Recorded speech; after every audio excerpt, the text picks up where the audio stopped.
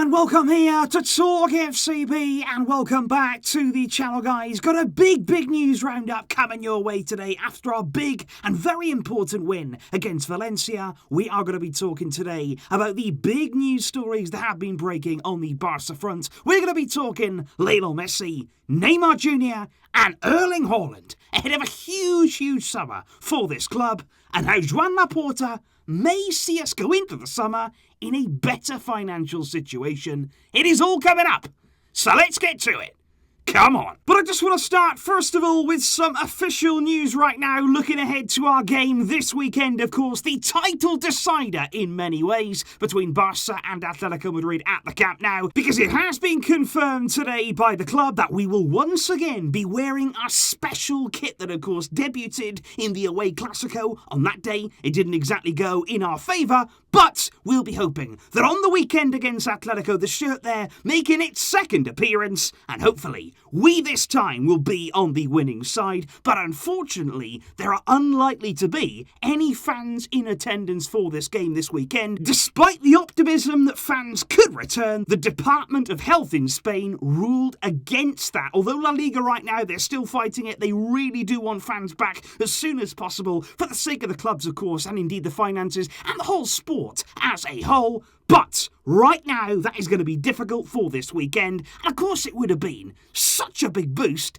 if we could have got some back in such a big game like this. But speaking indeed of the coming game against Atletico, that is of course going to dominate much of this week. They're building up to that clash. And I want to bring you the news here that today, on Monday, Lionel Messi there organised a dinner party for every single member of the squad to come over to his house, basically, and have a bit of dinner. And I think that was really interesting there. Of course, Messi, the captain, many people often say, he's not a leader, he's not somebody there who can unite the team and lead them as one. But I think it was good to see the team there coming together ahead of such an important game and indeed the end of the season. And I think right now we just need to regroup. We've had a tough few games, we've had a tough few weeks in terms of the title challenge. It's been a long season for everybody, and I just thought it was nice there seeing all the different players arriving, high profile players, some of course not so high profile too, but everybody together pulling in one direction. We will need that this weekend, and that was really good to see. But as we now move on to the big names, of course, and in terms of big transfers that we could see in Barcelona this coming summer, I just want to really refresh you on the financial situation and explain really how Laporta may have changed things so that this summer,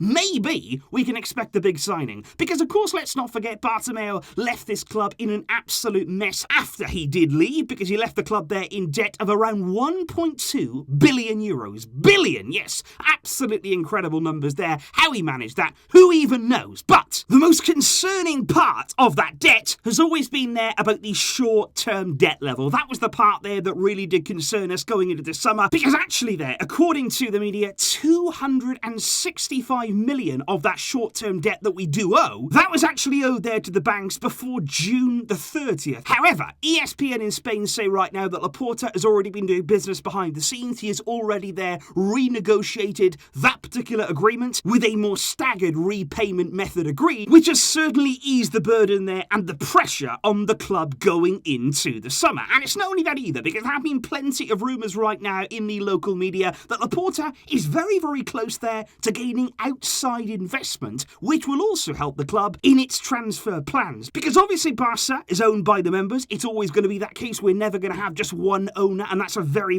good thing and a very unique thing that I love about the club. But there are still going to be opportunities there. You think of things like Barça corporate and other aspects there in and around the club where there is the potential to bring in outside investment, which will certainly ease some of our financial fears and help bolster the squad this summer. So, with that in mind, let's start talking transfers. Let's start talking here, first of all, about Neymar Jr. Whether you like it, whether you don't, the rumours right now, they're happening. They are certainly going on, and they have no sign at all at stopping. Because we all know right now, Neymar has been linked to Barcelona, what seems like season upon season upon season. Basically, ever since he left, he's been rumoured with a return. It's that simple when it comes to Neymar. It doesn't matter now that he's 29 years old, doesn't matter there that he turns 30 in February. Those rumours are continuing. And according to the media, Barça, they are looking at it. They are open to a deal for Neymar if it does become a possibility this summer. Because right now, of course, it all comes down to his contract. His contract expires in 2022, in a very short amount of time, you have to say. And of course, there has been rumours there of a renewal on the cards for many, many weeks indeed. But that renewal still hasn't been signed. PSG are very, very confident. They've been saying, you know what, it's going to be fine.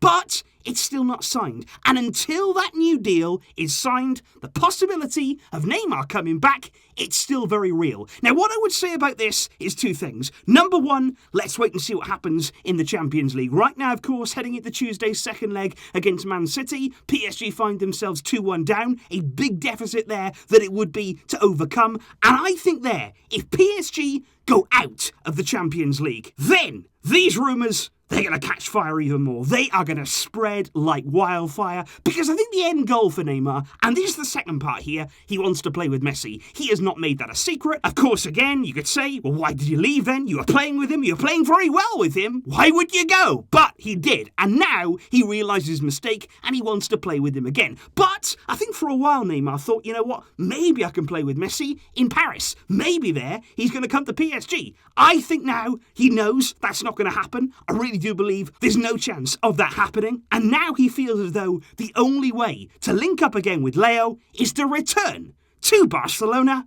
But of course, big divide right now within the fan base over whether that should happen and whether Neymar is what we need. Because of course, when it comes to forwards, the other big name on our agenda this summer, no question about it, is still Erling Haaland. Because I want to say here that it's also been reported in the media, regardless of any rumours about Neymar, Haaland for Laporta, he's still the priority. He is still the number one target for Laporta. He's the man that he wants to bring in, and certainly it still remains a possibility. Now, of course, Haaland, over the past month or so, he went about 7 games there without a goal, sort of from the end of March to the middle of April, whilst playing for Norway and Dortmund. He went through a little bit of a dry spell, but of course he bounced back in the only way that Erling Haaland knows how. He's got 4 goals now in his past 2 games, which has coincided there with a real return to form for Borussia Dortmund. But I want to bring you here some really interesting quotes from Mino Raiola, because I've always been of the opinion that yes, there's many, many big clubs there interested in Haaland. Pretty much every top club around the globe, they want to get him. But I do believe there is a pull from La Liga, there is that pull from Barça and Real, and even Raiola, he didn't hide that. Because during a recent interview, he said the following words. He said, I won't lie, when a club like Barcelona or Real Madrid comes in for you with so much history and being such a big club, he said it's very hard indeed to say no. He said PSG, they're trying to get into the group there of big clubs. He said Man City is trying to, and Juve have always been there, but he said the league they play in is very important too. He said PSG plays in the worst league of all the big clubs. He said Bayern are in an attractive league, but we know they always win it. He said in Spain, though, there are 3 clubs with a chance to win. And when he was asked there about whether Real Madrid could afford Haaland, recently, of course, during the Super League talks, Florentino Perez was quoted as saying, you know what, we can't afford him. Without the Super League, we are not going to be able to make these kind of signings. But Raiola says, I don't know if Real can afford him, because I haven't studied their books, but he said, I think they can. I think all of the clubs, even this summer, can sign Erling. And I think that there, once again, is a clear indication for me that of all the teams that are interested, there is that pull from Spain. And I think Real and Barça, head-to-head, I think that is the way that is certainly going to be. Man City, of course, are in the equation because of how brilliant they are right now. But in terms of that historic pull, it certainly does come down to the Clasico sides. But I think the most important thing right now in terms of Haaland's future, and indeed Dortmund's stance on him, I've always said it, it's about the Champions League, and certainly there about their race to qualify for Europe next season. Right now, they are just outside the Champions League place. Of course, the top 4 will go into the Champions League next season. Dortmund are 1 point away from being in those spots, and it's a very close race. What I would say, though, is there's only 3 games to go. And in those 3 games, Dortmund play RB Leipzig, and they play Leverkusen. It won't be easy for them, and if they miss out, it's big revenue lost and a big decision that Dortmund this summer will need to make. Finally though guys, one thing that I really do want to say here when we're talking about Neymar, when we're talking about Erling Haaland, when we're talking here about these big transfers going into the summer, I want to say one thing, and I want to make this really, really clear before we start getting in to all this transfer news. Let's not forget about our defence, because I think here once again we can get wrapped up in all of these names, all of these reports, all of these rumours, but when you watch our performances, when you look at this Barcelona team, it is still the defence, it is still those mistakes, it is still there, that creaky backline that is going to keep causing us problems, that is going to stop us from challenging there to be the very best. And I just hope here, heading into the summer, we do not repeat previous mistakes, look at the team, analyse our progress, and understand what is needed. It's a huge summer for this club, and it's a very big summer too for Joan Laporta. Leave your thoughts in the comments down below, guys. What do you make there of Lionel Messi's party ahead of Atlético Madrid this weekend? What do you make of those Neymar rumours? And do you believe that we can sign Erling Haaland? Let me know, and I will see you soon. But until next time, guys, thank you for your support, and as always, Visca El Barça.